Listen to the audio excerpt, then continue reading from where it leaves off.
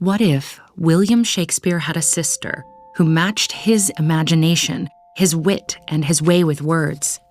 Would she have gone to school and set the stage alight? In her essay, A Room of One's Own, Virginia Woolf argues that this would have been impossible. She concocts a fictional sister who's stuck at home, snatching time to scribble a few pages before she finds herself betrothed and runs away. While her brother finds fame and fortune, she remains abandoned and anonymous. In this thought experiment, Woolf demonstrates the tragedy of genius restricted and looks back through time for hints of these hidden histories. She wrote, "When one reads of a witch being ducked, of a woman possessed by devils, of a wise woman selling herbs, or even a very remarkable man who had a mother, then I think we're on the track of a lost novelist, a suppressed poet, of some mute and inglorious Jane Austen." A Room of One's Own considers a world denied great works of art due to exclusion and inequality. How best can we understand the internal experience of alienation?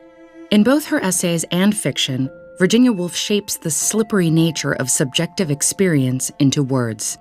Her characters frequently lead inner lives that are deeply at odds with their external existence. To help make sense of these disparities, the next time you read Woolf, here are some aspects of her life and work to consider.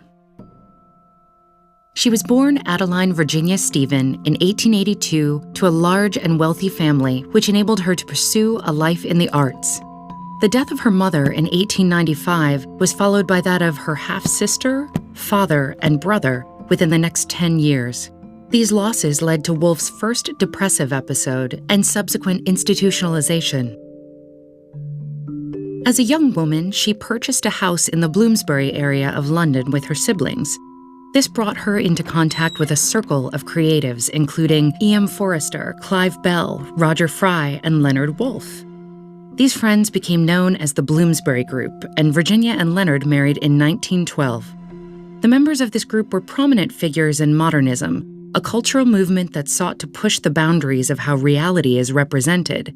Key features of modernist writing include the use of stream of consciousness, interior monologue, distortions in time, and multiple or shifting perspectives. These appear in the work of Ezra Pound, Gertrude Stein, James Joyce, and Woolf herself. While reading Joyce's Ulysses, Woolf began writing Mrs. Dalloway. Like Ulysses, the text takes place over the course of a single day and opens under seemingly mundane circumstances. Mrs. Dalloway said she would buy the flowers herself. But the novel dives deeply into the characters' traumatic pasts, weaving the inner world of numbed socialite Clarissa Dalloway with that of the shell-shocked veteran Septimus Warren Smith. Woolf uses interior monologue to contrast the rich world of the mind against her characters' external existences. In her novel To the Lighthouse, mundane moments like a dinner party or losing a necklace trigger psychological revelations in the lives of the Ramsays, a fictionalized version of Woolf's family growing up. To the Lighthouse also contains one of the most famous examples of Woolf's radical representation of time. In the Time Passes section, 10 years are distilled into about 20 pages.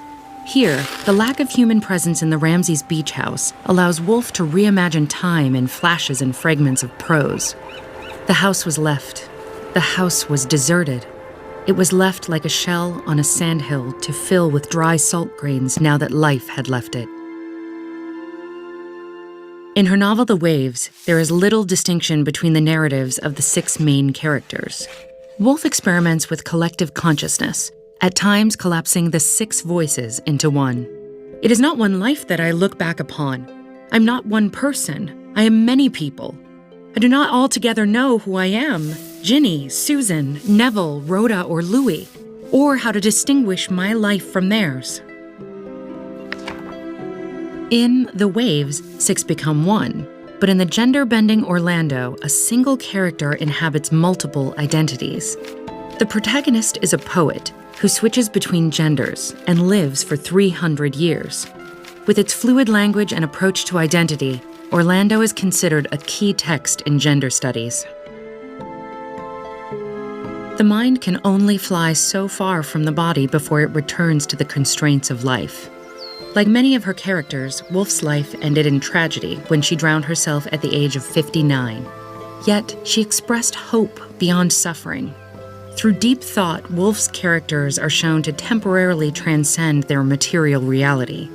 And in its careful consideration of the complexity of the mind, her work charts the importance of making our inner lives known to each other. Not afraid of Virginia Woolf?